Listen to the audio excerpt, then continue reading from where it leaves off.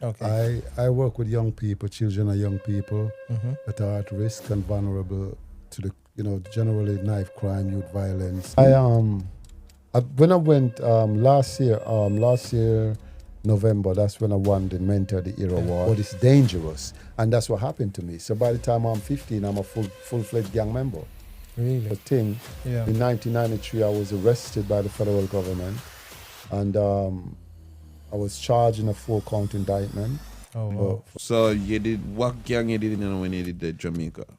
Okay, so coming from Port Antonio, Yeah. we aligned with people from Tivoli. So growing up, the challenge in school was difficult for me. So my sentence was, the judge sentenced me to 3 lives and 40 years in prison. Mm-hmm. And what that meant is that I should never, according to that, I would never be supposed to be sitting here. In New York, it's gang activity and steroids. In you, yeah? It is a relationship that you build within the community that make your work effective. Right. We are not saying that you must see a young person with a knife and let him go by with a knife. We're not saying that. Oh, yeah. But we are saying there's ways how you interact with that young person to make sure that young person not only don't stab anybody, Yeah. but he don't get stabbed and you don't kill him. All right then. Yeah. Welcome again to another episode of the Public Opinion Podcast. Yeah. Tonight we have a serious discussion and a joke thing tonight and a laughing thing. Yeah, we have a very important guest tonight on the show. And we're gonna make Tamar introduce you properly. Right. You understand? So subscribers, thank you. Keep liking, keep sharing, keep subscribing. Tamar, introduce the host for me. Right. So, very, very special guest, as Connie said, and one that we've been eager to get on the platform, right? So I kind of talk about this in a few episodes back where I said this guest is influential. He worked with young people in our community, and it's been rewarded for the work that he's done with our young people, right? He's wrote book. He's got an interesting life story to tell, right? One that will inspire and motivate everyone to do better. So without further ado, I like to take this moment to introduce Des. Welcome to the platform. Much thanks. Thank you, guys. Public opinion is very important. Yes. We in our community, we have to be the shaper of our own narrative. Right. So I think this is a very worthwhile podcast you guys have here, and it's an honor for me to be here. Thanks, Des. So my name is Desmond Skyers. Right. Everybody call me General Jaduka. Okay. So if you guys want to call me General or Jaduka or Desmond, it's okay with me. Okay. I work with young people, children and young people Mm-hmm. that are at risk and vulnerable to the generally knife crime, youth violence, Yeah. generally the criminal gang culture. What we try to do is try to inspire, Right. motivate, and encourage young people in not only how to keep themselves safe, Right. but most importantly, how to find and embrace their own aspiration, their own potential, Right. and begin to develop themselves so that they can become productive member of society as they grow. Right. And so, just to have the opportunity to come and sit with you guys and, kind of bill as an interview, but I kind of like to view these as more like a discussion. Right. A chat. Yes. Responsive, intentional, consistent type of conversation. So, yeah, thank you so very much. No, thank you. And as you said, that we like to have it as a discussion, because we do. As I said, I want to use the platform to inspire and to motivate, like you said, because I think, on a whole, our community needs the attention, and I'm trying to put some positive energy out there, and to get someone who's experienced as yourself to share your knowledge. I hope our viewers can really get something positive from the conversation. Yes. Right. So, Des, Desmond. I'll say Desmond. Yeah, Right? general. General. General. Jaduka. All right. I like Jaduka. Okay. Let me just tell you a quick story about the name Jaduka.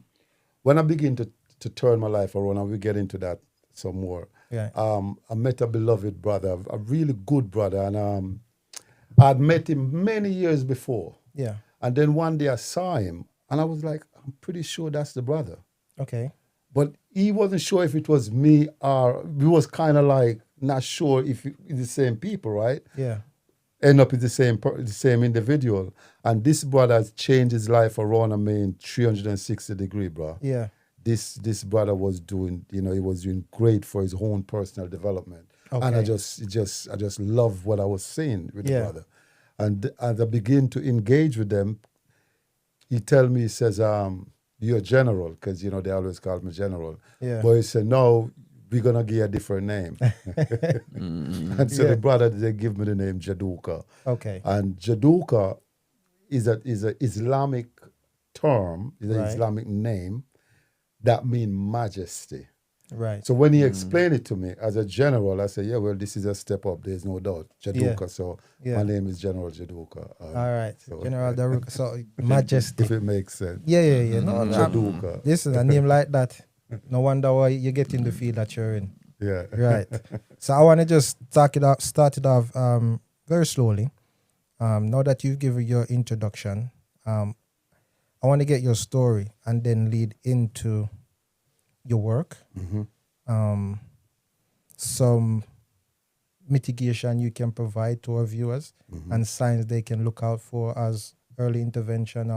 We can start getting our kids off the street and out the gangs. Yes, Right. sir. So I want to get into that before we close. Okay. Yes. So can you start off with how Des grew up and your journey leading into America? Mm-hmm. So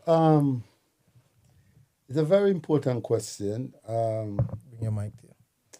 And I have to tell you, sometimes when we talk about, things that are personal and dear to us, Yes. it have a lot of emotions to it. Right. And some aspect, depends how deep we go, can be triggering as well. Right.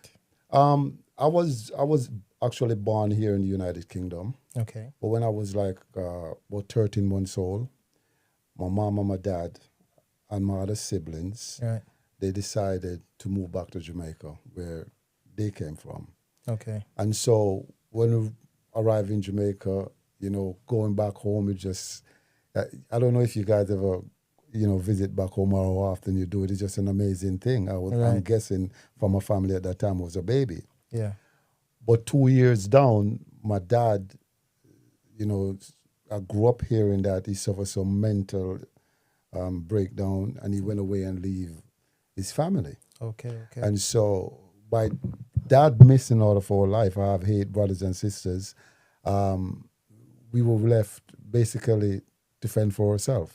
Okay. And life was very rough. Jamaica is a beautiful place, but there's a high degree of Poverty. poverty Yeah. and lack of resource and lack of access in Jamaica. Yes. I grew up there, so I know. You grew up in Jamaica, so Yeah. you know. Yeah. As you told me earlier, the area where you grew up from, I used to live close by there. I used to live on Waymouth Drive, Okay. and that's the you could go on Walking Spanish distance. Town Road and come Yeah. on the Waterhouse right over there. So I kind of know where you come from, where you grew up. Yeah. Well, I grew up in Port Antonio. Okay. And my dad, he kind of crazy because I'm now completing my 7th book, and that book talks a little bit about what we're gonna, some of what we're getting into right here. Yeah. My dad, to me, was like the authority. Yeah. Because when my dad came to England, they came with the Windrush generation. Okay. So as the Windrush generation and people who know about that time, it was very difficult for people of color in London. Yeah. And so my dad was known as a boxer, but back then he couldn't do the real professional boxing. They do what is called bare knuckle boxing. At that time. I know about So my bare dad, I knuckles. grew up hearing that my dad was one of these individuals that engaged in that. Okay. So that idea, that knowledge, that information stuck in my mind from the earliest that I can remember. Yeah. So growing up, the challenge in school was difficult for me. Right. And so I get in a lot of fights. Right. Well, Because because when them you find out that your dad was a boxer, Well, I don't know what they knew about my dad. or because just British shoot them just texted The- by. yeah, because you that's how know it's the the, story man. of the The English in English boy, Jamaica. yeah. So what Yeah. happened? I was really skinny because I grew up with asthma. Yeah. Okay. So I was really skinny. I was a skinny kid, but what I call a very vital young man, and so I get in a lot of fight. A lot of those fights, I got whooped in it. Okay. But the one thing in my back of my mind was that my dad is a boxer. So my dad is going to come one day to save me. Yeah. So whenever time I would lose a fight, whatever that, my dad always in my back of my mind, sweat running off my forehead. And I'm heading home, say, yeah, my dad's going to come, my dad's going to come. Right. But as years go by, my dad never show come. up. Okay. Okay. So by the time I'm 12, he left from disappointment Mm-hmm. to frustration, Yes. to anger, Right. then to resentment. So I Yeah, begin yeah, to yeah. resent my dad. Right. But more detrimental to me was not that I begin to just resent my dad, I begin to resent authority in general. Okay. And that authority begin with my mom, my single mom, Yeah. extend to the teachers in the school, extend to certain, elders in the community, and definitely extend to law enforcement. So my resentment go across the board when it comes to authority. As a result of that, by I'm 12 years old, I disengaged from education. Really? I was leaving my house and I Yeah. was out to go to school, but I wouldn't go to school. Skull would you be school. doing? Well, you know what them call it in Jamaica. We call school over Yeah. here. They say bunking. Over Yeah. here they say that you bunk, right? So, What were you doing while you were bunking? Were you hanging out with oh, older kids? I become a street kid, innit? Oh. Basically, whatever's going on in the street, the same thing that happening with the young people that we work with now. Right. When a young person, and not to deviate too far, when a young person become disengaged Yeah. from support structure Right. and education, they are left exposed to the dangers of the streets Right. that they don't even have an understanding of what they're looking at. Right. It's glitter, it's glamorous, it's glamorized, it's just, everything just look like, it's just nice, yeah? Yeah. But it's dangerous. And that's what happened to me. So by the time I'm 15, I'm a full-fledged gang member. Really? And from that stage in my life, I can't read, can barely write, Mm-hmm. lack of knowledge and education. The only thing I know is the streets. Yeah. And, that whole process led me to, by the time I'm 19, my mom, a beloved single mom, she, and when I talk about my mom, I get a little bit emotional Yeah, man. because my mom is the only person that really, I really believed, she did it. cared for me. She worked night and day. I had asthma as I was growing up, so I always be next to my mom. Yeah. So by the time I'm 15, 16, I start really getting into negativity. My mom, she prays, she worried. She, in Jamaica, my mom not going to play. She's not going to spoil the rod, spoil the child and spare the rod. Yeah. So, she'll definitely put a whooping. Yeah. It's, it's a part of our culture. Yeah, man. But the love, she didn't have to say she loved you. She You know she love you, yeah. Oh, man, Most you of know. our parents really Come tell on. me so. Because my mom not really ever tell me. She just show me. Exactly. So even today, when I mentor young people, I tell them, I ask them the question. One of the first questions I ask all my mentees is, what love mean to them? Yeah. And them say, it's an emotion. So I get to the point where I have to explain to them that love is not just a word or an emotion. It is actually an action. Yeah. So now how we know our parents love us, Right. our teachers love us, the authorities within our community care for us, is the things them that they do. Yeah. Is the action. So my mom was doing all the love thing. My mom was doing all the care, all the roof over my head, clothes on my back, food, you Yeah. know, whooping when it's necessary, proper guidance. My mom is a Christian lady, Yeah. beautiful lady, and I will forever love her. She passed while I was locked up. Oh, sorry to hear and that, man. it was a Condolences. very sad time for me. We will get into some of that if we have time. But yeah, and so by the time I'm 19, she convinced me that I should leave Jamaica because she worried that if I You're didn't going in the leave, wrong direction. something bad is going to happen to me. Yeah. And so I leave Jamaica and I arrive in the United Kingdom. I'm a But British before citizen. you reach America, you say you did the Kingston for a bit. Yes. So we did live in Kingston or you just visit Back and Kingston? Well, the gang is, today we have what is called counter lines, right? Yes, yes. And I don't know if you guys know what counter line is. Yeah. Well, So counter line is basically if you're in this area and you're doing illegal activity and it's congested with other people doing illegal activity, so Yeah. competition is stiff and violence is more. So you try to go find somewhere else where you can get a better opportunity to do what you're doing. Yeah. Well, in Jamaica, it was no different. You in Port Antonio, you do what you're doing, and then somebody tell you something good is happening in St. Anne's Yeah. or the Grill or Kingston, you'll go there. So that's how that thing happened. Why I end up go and live in Waymouth Drive. Oh, so you was living there? Yeah, I lived in For how Waymouth long? Drive. I lived in Waymouth Drive on and off for probably since I'm probably 16 till I'm 19. Okay then. Till I'm actually 20, because when I came over, I was 20 years old. Okay. Okay. So I go back and forth all the time. So you did, what gang you did in when you did the Jamaica? Okay, so coming from Port Antonio, Yeah.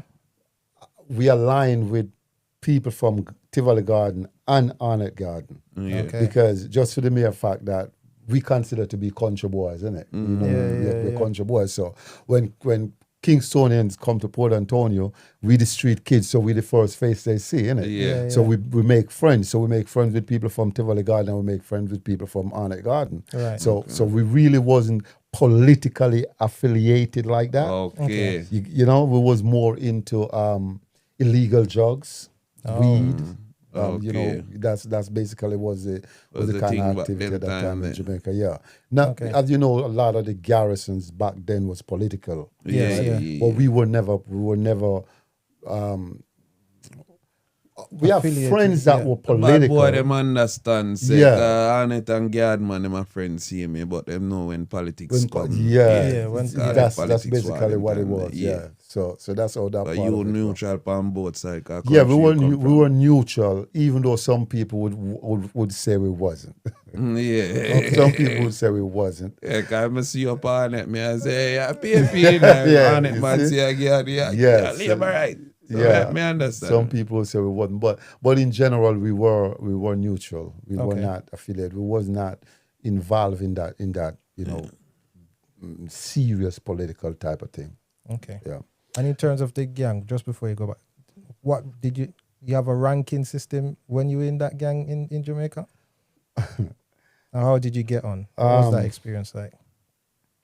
I would say that from a young age, I'm a very talkative person, very opinionated person. Right. And so it would have been very difficult for anybody to lead me. Okay.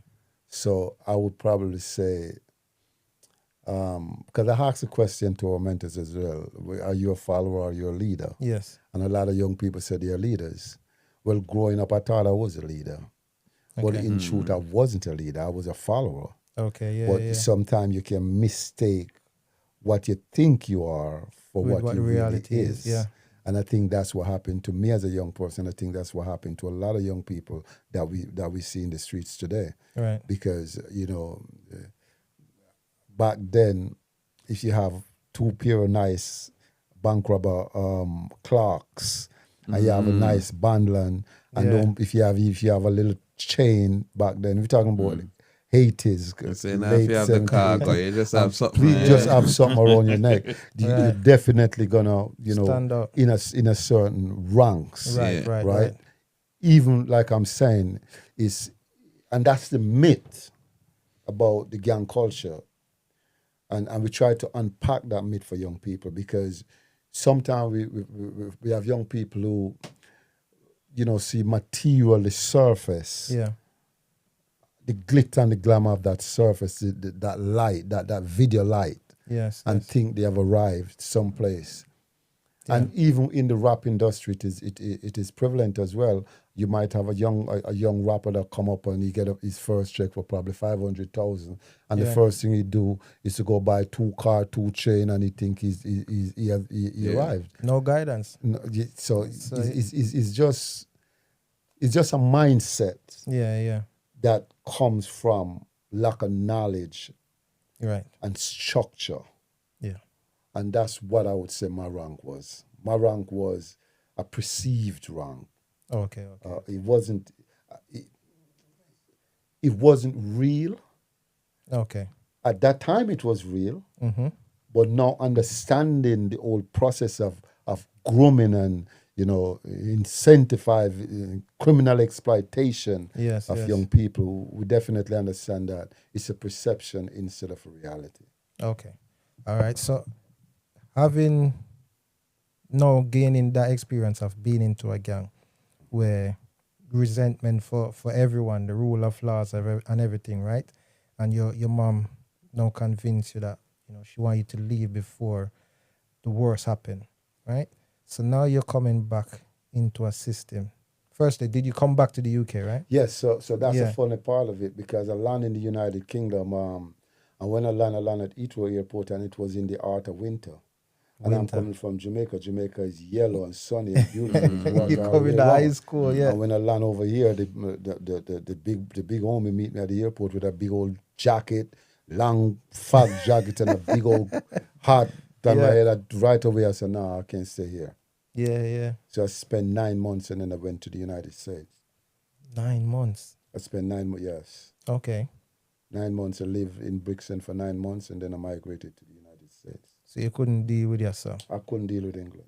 So I guess Miami you go because the only one place Well, that it just so when happened the that- Jamaican them go. It just so happened that really, once I'm here for a while, the weather become less of a problem, less Yeah, of a that situation kinda now. Yeah. But even when I was leaving Jamaica, my dream was to go to New York, because New York is the Okay. dream, isn't it? Yeah, yeah, New yeah. York is where we dream to be, not even Miami at that time. Miami become The a big thing apple. later on. Yeah. Because at okay. that time, when I first went to Miami, I think it was 1982 or 83, there's a lot of part of Miami that wasn't even built up. Okay. So Miami was basically almost like country. Okay. You get me? So Yeah. New York is where we want to go. So when I leave here, I went straight to New York. Okay. But when you went to New York now, what was your mindset? Were you thinking, okay, a Well- better life, am I going to work, or am I just going to go against authorities just the same? Arriving in New York, it was basically a rude boy mindset. Still Yeah. the same mindset. It's just a rude boy mindset. It's a street mindset. It's a lack of knowledge mindset. It's a uneducated mindset. Yeah. It's a mindset that, like says, anything is anything. Right, right, right. So that's the mindset that I arrived in New York with. Okay. Still lack structure. You're right. Not- Discipline. yeah, definitely. Well, discipline to a negative Discipline to the streets. discipline to the Yeah, street, all but them in a- not disciplining. I'm assuming what society. you mean. Yeah. Okay. So what did you do now that you end up in America? So what was that? Well, job? once I arrived in New York, it's gang activity and steroids.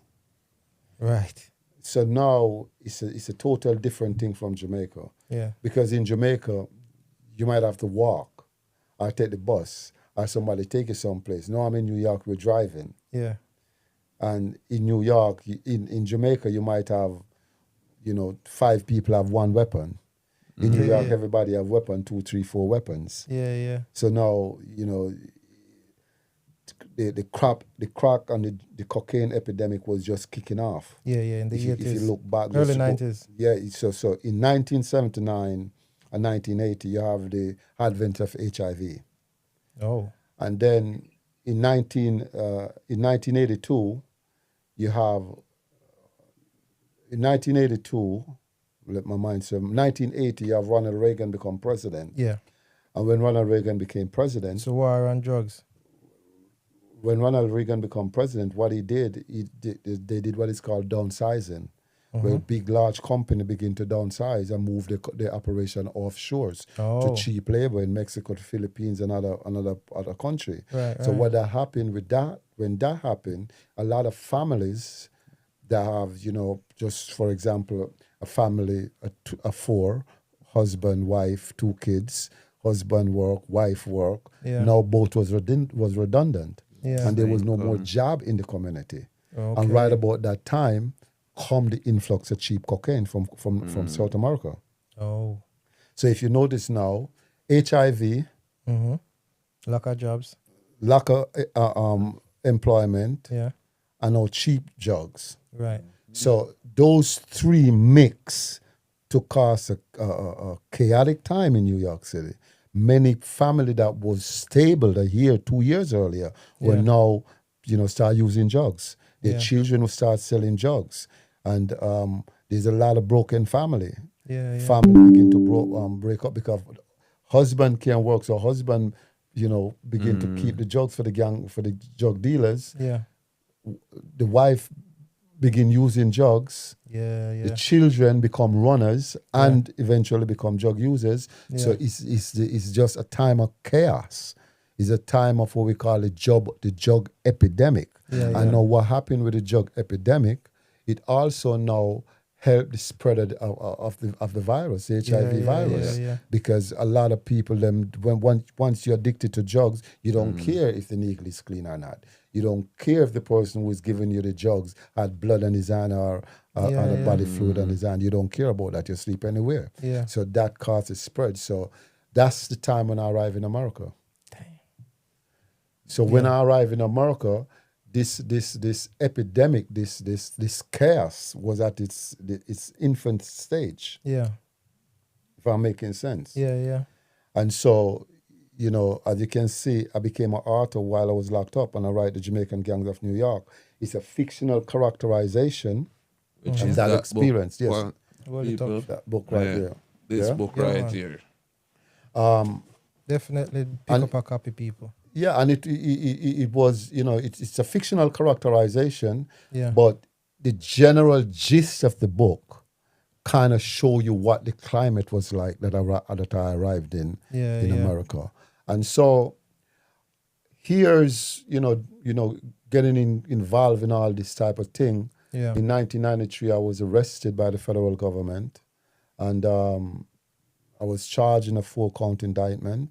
Oh, wow. For import and exporting drugs and possession of drugs and distribution of drugs. And I went to trial and I was found guilty on all 4 counts. And this funny thing happened. They had some cocaine that they found, and at that time the law between crack and cocaine was changed. Yeah. And now we go back to the question you asked earlier about the war on drugs. The war on drugs now was in full-fledged. Yeah. 1993, Ronald Reagan started it. Then you have George H. Bush, Yeah. who continue it. Yes. And then Bill Clinton continued. And what do we mean by continue it? They changed federal laws around interstate commerce. How to protect people going to the store to buy food from drug dealers selling drugs close to schools, and the power of crack, what crack was doing to the community. Yeah. So they said that one of the law that they changed says that if you get caught with 5 grams of crack, it was equal to 50 grams of powder, and that is the 100-to-1 ratio. Really? So the sentence is based on that. So in my case, all the cocaine that was confiscated, that was that the government found, Yeah. the court make the conversion during my sentencing and said all of these drugs would have turned into crack. As a result, the court sentenced me based on a crack cocaine ratio, 100-to-1 ratio.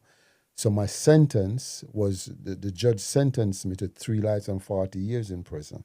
And what that meant is that I should never, according to that, I would never be supposed to be sitting here. As you can imagine, I left school when I was 12 years old. I arrived in prison when I'm 31 years old. When I arrived in prison, I could barely read or write. And most dangerous, I was desensitized. I was hungry and I was defiant. And I was what I term addicted to the gang culture. Because the gang culture is addictive.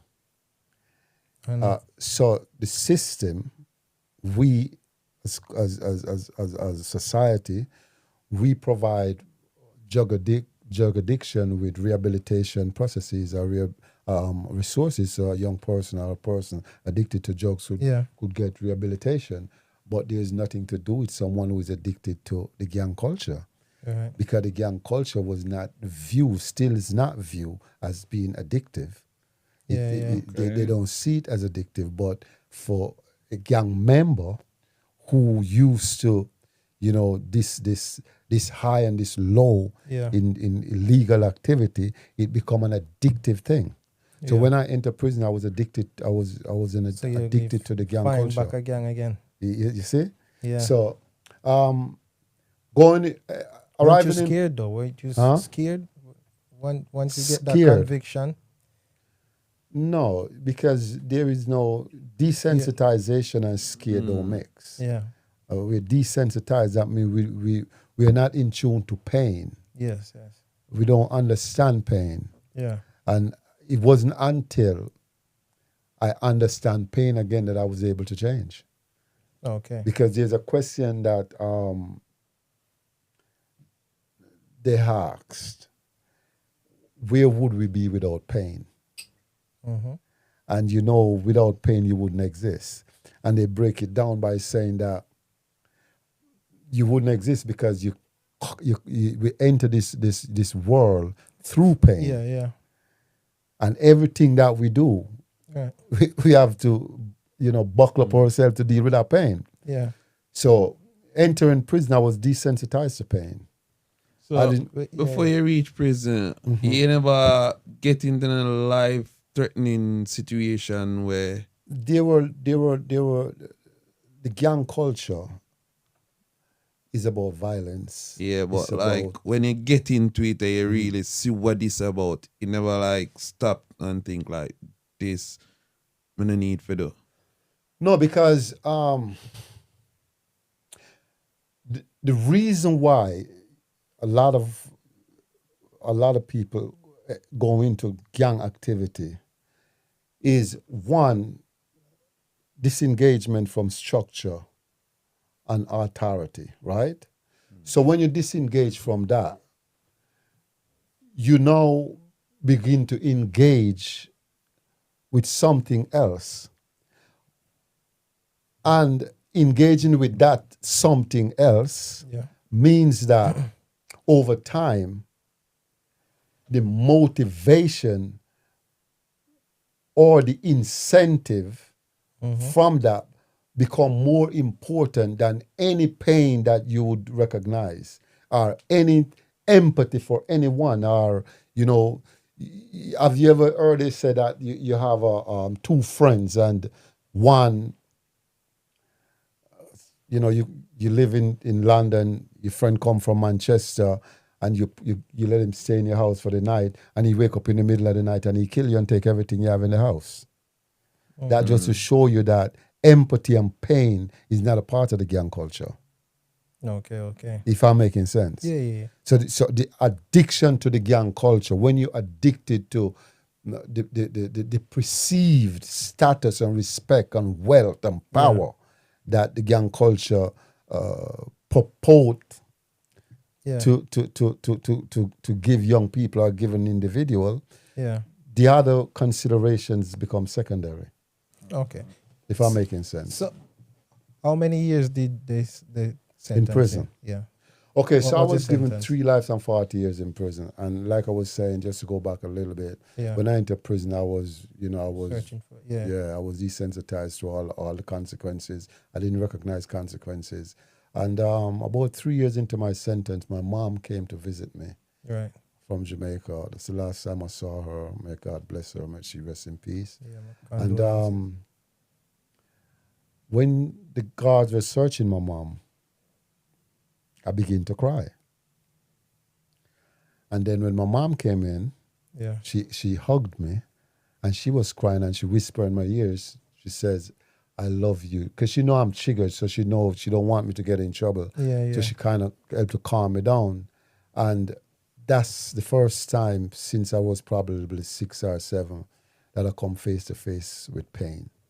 Not my pain, but Yeah. the pain that I was causing someone else. Yeah. Because yeah, the disrespect or the shame for seeing my mom getting searched and in a federal prison. She's a Christian woman who have worked her entire life to take care of her kids. And now here I was in prison, and as a result of my action, she was now being put to the most humiliating thing that could have never even imagine. Right. And so that visit is what I term as the light bulb moment in my life. Right. That's when the change begin to take place. I didn't never Okay. want to see my mom cry again. And my children, they were there as well, crying as well. I didn't want to see them cry again. Yeah. And so that's my light bulb moment. So after that visit, my life began to change a little bit. Just so you know, I was an original Rastafarian as well. Okay. And at that time, I was a Rastafarian. So I had to now go through the whole process, end up cut my dreads, going back to school, Yeah. and begin to write, begin to learn. I actually go back to school from like your 12-year-old child. Yeah. And Yeah. get those books that you got to write.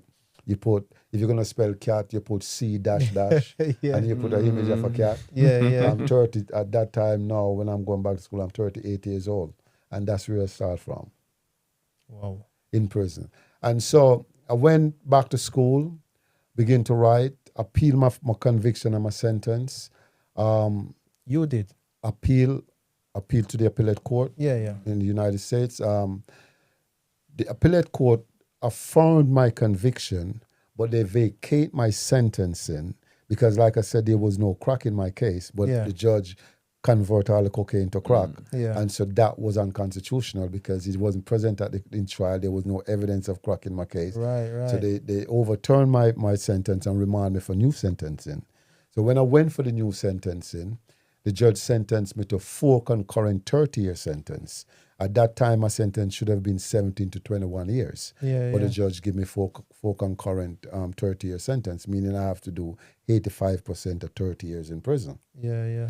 Well, I keep appealing because that sentence still was too high, yeah. illegal. Not too high. It was an illegal sentence because the sentencing guidelines is 17 to 21, but the judge give me an upward 30, departure to 30.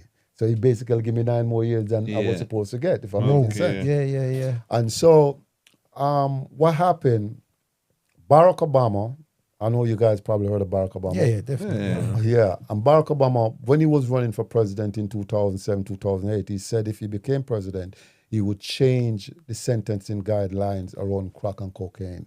Yeah. Because a lot of inner city and urban black and brown youths Right. were going to prison with a massive amount of sentence based on the crack law. Yeah. Meanwhile, suburban and rural white young men, they were getting state charges for cocaine, the powder cocaine. Yeah. So in America, you have the state prison, you have the federal system. Yeah. So the state system, some state based on the wealth, like California or Texas, or the sentencing schemes are different. So if you get 10 years, say for example, you get 10 years in California, you probably end up doing 25% of your time in custody. While in the federal system, if you get 10 years, you have to do 85% of your time. Right. So a lot of suburban and rural white young men, they were getting doing a lot of their time in state prisons, while a lot of the black and brown inner city and urban youths were doing time in the feds. The feds would take their case, right? So when Barack Obama was running for president, he said he would change that. and he would change the law because he think, there was a racial component to the system. Yeah. And so he did fulfill that promise when he became president, and he won. When he won the presidency, he did change the law. Right. And when he changed the law, that take off 2 percentage points off my sentence. And as a result of that, after 23 years, 5 months and 7 days in federal prison, I was released from prison along with 26,000 other federal prisoners. 26,000. 26,000. Barack Obama, the change in the law that Barack Obama advocated and pushed through the Congress and signed into law allowed 26,000 federal prisoners to be released from prison. Mine, I had an immediate release. Immediate release. Immediate release after 23 years, 5 months and 7 days from federal prison into immigration custody. Because I was a legal resident in America, but once you violate the law like I did, then you lose your legal residency, right? 23 years. Going into immigration is supposed to take no more than 4 to 6 weeks for the British government to issue my travel documents so that the removal process can go ahead. Yeah. Well, when I arrived in immigration, I come to find out my identity was stolen. Yeah, so the British government is saying, it's kind of crazy. Yeah, that's crazy. The British government is saying they don't know who I am. They're not giving me no passport. Because the Desmond Skyers is already in England. He's wanted. He's wanted He's wanted in England over here. Yeah. So now, but it's kind of crazy because for the entire time I was in prison, the British consulate always come and visit me. So that's what made me so shocked because they know who I was, they know where I was, they know who I am. You get me? Yeah. And so in the end, on the 2nd of September, 2016, after 23 years, 5 months and 7 days, I was released and I was deported, arriving at, I think it was Heathrow Airport. Yeah. Two of my big brothers was there to meet me. But just another issue. When the plane landed at the airport, I was sitting in a row. I think like 1, 2, 3 seats. I was sitting. I think I was at the window because I had a window seat. Yeah. So I was sitting at the window. So the two other passengers next to me, we had a good time because, as you know, I'm locked up for so long. I hadn't drink or none of those things. So I'm on the plane, so I got to be careful because I know if I drink, I might get too drunk. So, I think I take a beer or something. I was there drinking it.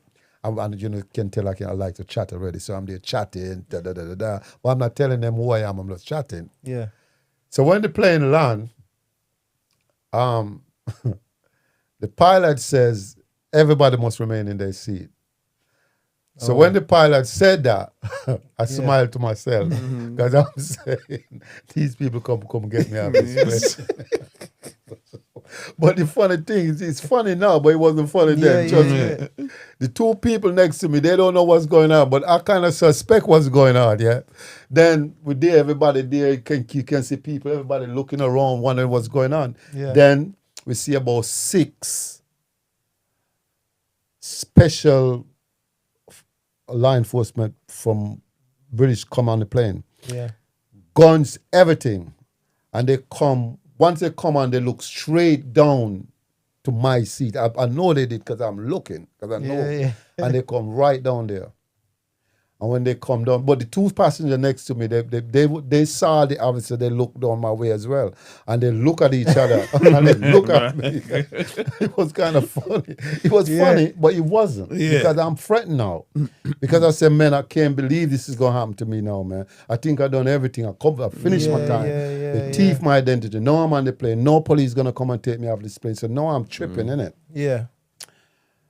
Police, they come and they take me off the plane in handcuffs. They said that I'm wanted in England. They says I'm wanted for 2011 crime, drug conspiracy. I say, you guys have the wrong person. Yeah, and say, yeah. I'm in prison since 1993 in America. This is my package right here. They said they don't care. They take me into a room in the airport and they held me there for almost 4 hours. Right. They fingerprint me. When they finally find out, you know how they actually believe me? They go on social media. Social They go on media at that social time. media. 2016. Okay, Yeah. okay, Come 2016. on. Oh, They go 2016. to That Google, was they long Google ago. search Yeah. me and see my whole thing come up, my picture when I have dreads and everything. And they will Okay. say, oh man, they starting to apologize and everything. They show me the guy who they're looking for and they take my fingerprint. At any rate, I went out to meet my brothers and it was an amazing feeling. Right. Well, I'm captivated by that story. I tell you, It was an because amazing that feeling. that sounds like a lot. Mhm. You've been through a lot. Well, You don't want to let's let's not phrase it that way. because the thing with me, Right. I'm one of those brothers who believe that consequences exist. Right. Right. And if your actions, Right. regardless of the reason why those actions happen, Mm-hmm. if you violate the rules and laws of society, Right. you will have to pay the penalty for it. I was not an innocent man that they sent to prison. Right. I was involved in the gang culture, and I did my time. Yes. I rehabilitate myself. The Right. system didn't rehabilitate me. The You did. system is not geared towards that. The system is designed for retribution and revenge instead of rehabilitation. Right. But at some space, and thanks for the brother that I just mentioned, brother Terrell Muhammad, who gave me the name Jaduka. Yeah. That brother play, and brother Emmanuel Shabazz, Yes. brother Emmanuel Shabazz and brother Terrell Muhammad. These two brothers, they really helped me to harness that light bulb moment that Yeah. my mom visit awoken in me. And I like to say today, and I use it as a part of my program as well, the light bulb moment that never goes out and will never Right. go out. Right. Yeah. So just to go back to the point, not you went through a lot. We all go through a lot. No, definitely. Difficulties are there. Yeah. But a lot of what I went through, regardless of the fact that I was single parents, poverty, this that.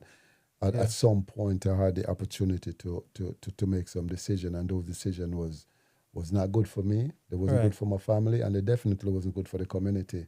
And we want young people to understand that you might think that you're enhancing your status, you're enhancing your power, but the thing that you're doing to achieve that is detrimental in the long run to yourself, to your own well-being. I see a lot of young men, 18-year-old, 19-year-old, coming into the prison system that went mental. Yeah. I see a lot of them that come into prison and 2 years before they come out, they get stabbed and die. They never make it out. In the UK. In America. in Right. America. Yeah. Die before they are released. Yeah. We want to make sure that whenever time we have these discussion, even though there's space to kind of laugh and chop it up, that the purpose of these discussion is definitely centered around supporting young people in understanding the consequences for choices and decisions that we make at a young age. Yeah. And we support young people in helping them to, first and foremost, to stay safe. Right. To stay safe, know how to keep themselves safe. Right. And to make decisions that will help them to find and help them to embrace their own potential. Right. And that I think, if there's one thing I want to impress in this chat that we are having. All right. So before we get into that light bulb moment, right, and how we change you into the person you are today, that lead you on the path to start being a mentor and starting to help young people not to go in the direction that you went and steer them on the correct path. I also would like to say, as someone who grew up in a third world country, right, and you spoke about the community that I grew up in, right, and it's not one that is to be admired, to say the least, but it's also, having lived in those communities, I've seen good people emerge, and become outstanding citizens in the community.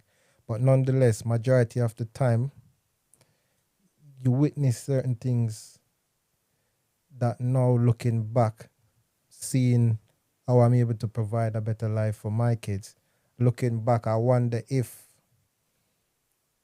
we should have really experienced some of those things that we did.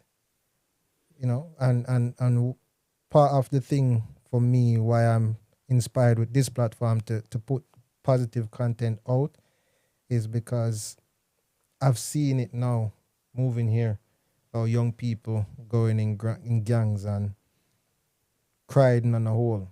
Like, this is a good community. It's a diverse community, which is a lot of the black culture. Black people are here, and sometimes it end up to be like the worst community amongst most, because the gangs and the constant knife violence, right? Because I'm going to get into some stats later on. So what I see is that people who were in gangs growing up, once they get to a certain point, I don't know if it's a light bulb moment they experience as well, but when they get to a certain point in life, when now they've managed to get through the worst, quite a few of their friends or colleagues or gang members pass, now they want to live a peaceful life because they've been through the worst moments, right? But then they inspired young people as well. The same people that they recruited later on become monsters in the community, which they can't control. But that point in their life, they want to live in peace now because they've been through the worst. They get to the point where they don't have to look over their shoulder as much, but they can't. They left it too long. You know? So one of the things about where we grew up, just to go back to that. Yeah.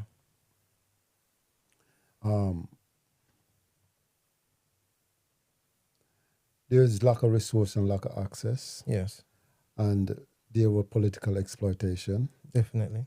But we have to give credit to the lessons we learn, even those situations, those conditions, those environments. Yeah. A lot of my life that I'm living now is what my mom taught me. Right. And I'm pretty sure a lot of what you're living right now, you can probably relate it back to some lessons. Yeah. And one of the lessons that I always remember about my mom, in our lack of resource life that we was living, Yeah. the little that she had, she would share it widely with our cousins, them that live in the country that would come into town. Yeah. She would, sometimes we don't even have enough space for us to stay in the same bed, but she would make a cousin come and stay in the bed. That's that kindness that she instilled in us. Yeah. And even though the gang culture for a period of time did separate me from that empathy, by the time my mom came and visit me and I come back, all I had to do was just, muscle have memory. Yes. So basically that's what happened. All of that just come back. So right. and the thing that I like to say, my brother, is that difficulties are there. Okay. Yeah? There is nothing in life that you're going to gain or achieve without challenge and overcoming obstacles and difficulties. So the sooner you recognize and begin to embrace the obstacles, the sooner you're going to be able to now begin to smoothly travel the journey. Yeah. So I like to say that if you look at 100-meter hurdles, I meant to check to see how many hurdles they have to jump over, right? Yeah. But every hurdle you jump over, you get stronger for the next one. Right. Yeah? Only one person is going to come first. Yeah. True. But every person in that race becomes stronger at the end of the race. Yeah. Because they have run through or went over those hurdles. Yeah. But before the race starts, they already won. Because they embrace the challenge that in order to be successful in this race, they'll have to go over all these hurdles. Right. So they embrace the difficulty of the challenge of their journey. And that is something that we want young people to do. Right. We want young people to recognize their goals, where they want to see themselves. Yeah.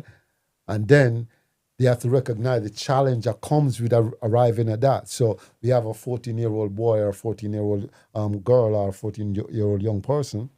And the dream is to become an engineer. But that dream is fleeting. It hops in and hops out of the mind because of the other realities that you have to deal with each day. Yeah. And the one who become the engineer is the one who not only identify the hurdles, but begin to build themselves mentally, emotionally Right. to overcome each of those hurdles. So Okay. even though we grew up in Jamaica where there were difficulty and challenges, Yes. I can tell you that the ones them that are successful that I grew up with are the ones who in the poverty that they were growing up with, they strive. And today they are millionaires all over the world. Oh, the yes, ones yes. them that are not millionaires are the ones who believe that they Yeah. could go through life without recognizing the hurdles and going over the hurdles. Right. And If I'm making yeah. sense. No, definitely. Like I said, I've seen people from the community do really well. Yeah, Shelley and Fraser. Yeah. Oh yes, definitely. Sugar Minot. Yeah.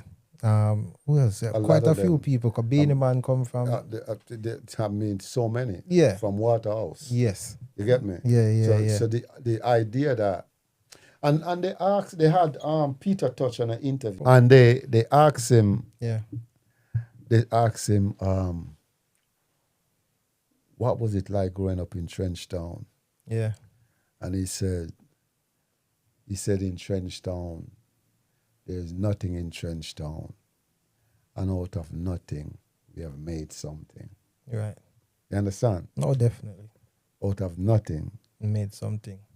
And what did he make? He made reggae music and the culture Yeah. that the Jamaican people all over the world now respect as the Rastafarian culture. Yeah. And that was made. And I don't know if you know a song by Bob Marley, that Bob Marley do a song called Concrete Jungle. Oh yes. Jungle. Yeah. And some people says he was singing about Concrete Jungle, the city life, Yeah. urban inner city. But if you ever been to a federal prison, you would know that that's the concrete jungle. Because actually, in most federal prisons, they cut down all the trees. The only thing in there is concrete. And steel. And you know what he say in that song? He says, concrete jungle, they laughing like a clown. You remember that song? Yeah, Go back and listen to that song. And in prison, people laugh for anything. Because what else they going to do? You laugh or cry. So you just say something, everybody bust out laughing. Yeah. And that's what the concrete jungle is. But out of the concrete jungle, Peter Touch, Bob Marley, Bunny Whalers. Yeah. There's. You see? Yeah. So it's just at some point, we have to support our children and young people in, just understanding the importance of making decisions that will make their life better. Yeah. As they come into adulthood, as they begin to take care of themselves, begin to take responsibility for their own life and well-being. Yeah, I'm going to get into that right now because... before the time run out, because I'm no more time we have left, time, yeah? we have time. Want to ask, like how we know what causes a problem, which is the system cause a problem of broken homes, father nine and the single mom can control the youths and that. Yeah? Right. So, if them create that, how can we find a solution for unbreak that? Because we already know said there's a problem. No one to control them. Anything we not in the community. Once we build a community, then break it. So how we are going in there? Give it at least one solution. Do you think? It's a question that there's a lot of policy paper that is written on that question. Yeah. There's a lot of discussion on that question. There's a lot of podcasts about that question. So one of the things that we use, what we deal with, is that we said that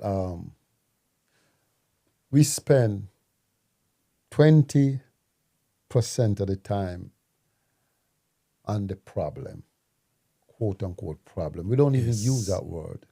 Okay. We don't use the word problem. We use the term challenge or difficulties, Yeah. or obstacle, but not problems. But we spend 20% on that. The next 80% is on solution and the execution of processes to get to the solution. That's what we do. So we don't look at a young person and says, you don't have attention span, or don't use those big words to him, he's not going to understand, or he's not intelligent enough to execute plan. We don't do those things. So the first thing that we do for young people is all young people in the highest regards, knowing that you are the future, not me, because the future is not me, the future is you. Yes. My future is in the young people. So first of all, I view the young people as prized possession, priceless, if I'm making sense, right?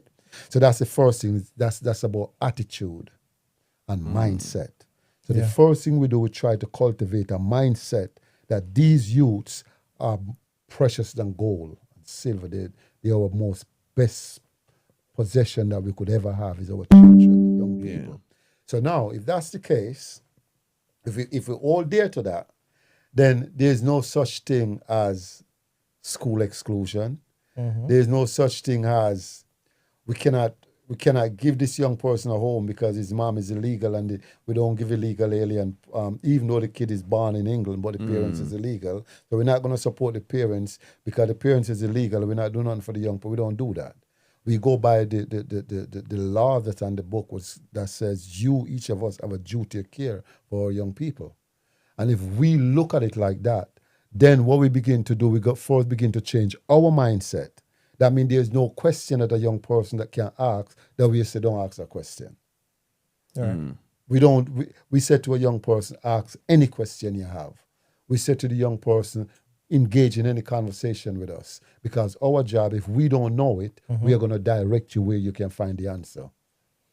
And that's what we got to begin to kind of do. And just to kind of go back to something that you said, the system. Yeah. So we define that.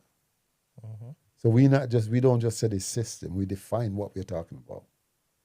So if we say the system, when we say the system, we're talking about a process by which thus and thus and thus happen. Yeah. And as a result, this happen. Yes. You get me? And the reason why we say that is the statistic them that you have. Yeah. You get me? So if I'm making sense, I think. Yeah, but because we say all of the different points, we just call it the system. Yes. Yeah.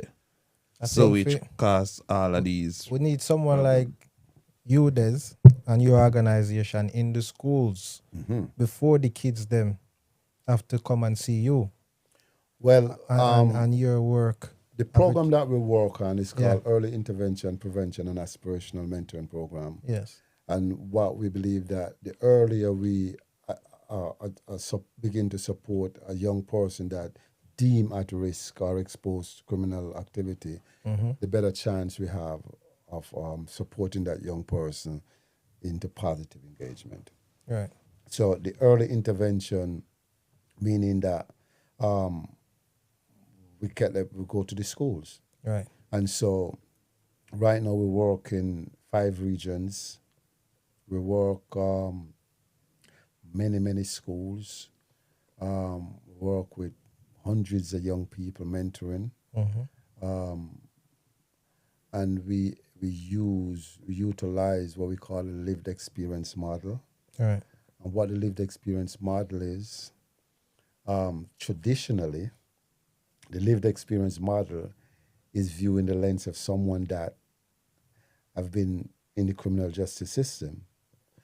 But we expand the lived experience to mean any experience that you have experienced that you could use to inspire and motivate a young person into positive engagement, keeping themselves safe, Right. And to go back to the earlier part of what I said, finding and embracing their own potential. Yeah. So we use our lived experience. Like for me, if you was my mentee, I would introduce myself just like I introduce myself right here. I do this probably sometimes for the day. If I have 6 mentees for the day, my lived experience is repeated 6 times for the day. Yeah. Since 2016, since I come home, I've talked about my lived experience thousands and thousands of times. Right. And the main part of it that I emphasize is understanding consequences, understanding choices, understanding the importance of you embracing your own development needs. Yeah. Demystifying the gang culture to the point where status and power and respect and wealth is understand how you get that. How a person become respected and wealthy and have power. Is it through illegal activity? Is it selling drugs? Is it carrying a knife? No, it's not. No. It's not. Carrying a knife and running down somebody down with a machete and chopping up and stabbing up, that don't give you no wealth or no power. What that does, that put you in a position where sooner or later you're going to go to prison. Or sooner or later somebody's going to run you down with a machete or a knife and kill you. Right. But what's going to give you power and status and respect is when you master craft. Right. If you find out what you like to do, because I'm not going to impose on you what you should be, but you know what you like to do. Yeah. So you don't want to be a teacher, you don't want to be a doctor, but what if you want to be an engineer? Yeah? Well, you go master that. Yeah. Because if you master that, then you have a commodity, you have something to sell. Yeah. You have goods and services that you can exchange, so you can begin to build your own life. Yeah. And that's what we try to support the children and young people with. And another thing that we do as well, we use language that is effective. Okay. So we don't help young people, we support young people. Young people are not helpless. Yeah. People that are helpless, we help. Young people are not helpless.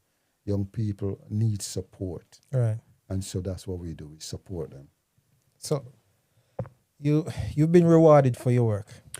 Right. I am the most, let me say it to you like this. I'm the mentor of the year for the entire United Kingdom. Youth worker of the year for one project up there in Hertfordshire. Our program was the youth worker program of the year. Right. I get a salary. But the greatest reward for me is when a young person come refer to the program with a challenge and we are able to support that young people in overcoming that challenge. Right. That is the greatest reward. You never see a happy person. You never see so much tears and so much smiles. I remember we had a young lady that she was on the cusp of child sexual exploitation. And she came to the program. She had no relationship with her mom. Even though they live in the same house, her mom loved her to death because she tell me what her mom do for her. And we support her, keep her safe from criminal exploitation, sexual exploitation. And we support her in developing the most beautiful relationship with her mom. Yeah. And we support her in finding that thing that she want to do. Yeah. We take her on trip to big investment banks so she can interact with different type of professionals and understand the space. Right now she's in uni and she's doing banking. Oh, that's good. That's good. I can see how you're light up talking about I this. get emotional when I talk about it. Yeah, I can see This it. is the first time I don't get emotional like I always do because I'm an emotional brother. There was another young man that, I remember this young man, they refer him to the program because he was smoking weed. He smoked a lot of weed, but he was smoking weed coming to school. Right. Okay. So my job was to, because it's very difficult to drop a dime and somebody stop smoking weed. If you're addicted to drugs, you're addicted to drugs. It's not going to stop overnight. Yeah. But what we did, we support the young person first because the impact is incremental, right? So we support the young person in first and foremost, stop smoking weed coming to school. Yeah. Yeah. Yeah. So we support him with that. And he stopped smoking weed coming to school. How do we know? Because now he's engaging in class. Right. Now he's not smelling like weed. The teachers are not complaining. Yeah. And he said he stopped. So we know he stopped smoking weed coming to school. Yeah. The challenge now is to get him to stop smoking weed completely because we know that most drug addicts begin drug use drugs. and misuse at the age of 14. Right. Right. Yeah. So we know that the brains stop develop at 24. Yeah. Yeah. Yeah. But weed smoking stop the development of the brain at a younger age. Right.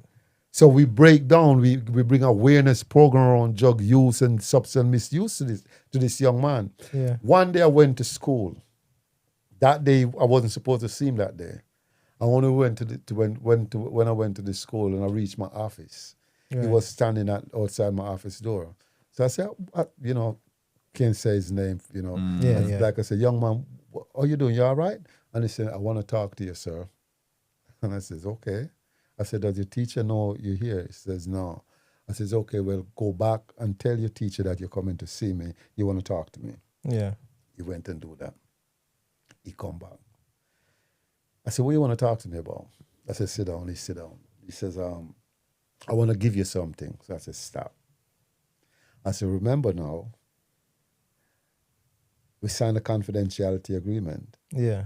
Anything you tell me or give me that I deem to be a safeguarding risk for you or any other student or teacher in this school, Yeah. I'm taking you right down to the deputy teacher office, safeguarding office. He said, I don't care, sir. I just want to give you something. I says, okay, what you want to give me? And he reached in his blazer and take out his eyeglasses case. And when he take it out, I stop him again. And I remind him. In other words, what I don't know, I can report on. So if you want me to know something, You have to report. you have to know that if it's something that I deem to be dangerous for you, my young brother, I'm going to take you right down to the teacher's office. This is not a friend business. It's serious business. And he said, he don't care. And I says, okay, what you have? And he opened his eyeglass case. Right. And every weed paraphernalia you can think of was in there. And he shoved it over to me and he said, stop. Yeah. He said, stop. And I look at him and I say, yes, stop. I say, yes. I close the eyeglasses case and I say, come. And I take him down to the deputy teacher's office and the safeguarding office. Yeah. And I let them know what he just did. And we agree that it was the most courageous thing we have ever seen. And we positively applaud the young man. And we call his family, his mom, and we tell his mom how courageous this boy was. Right. And we support him. And he never smoked no more weed. He stopped. Wow. That's good.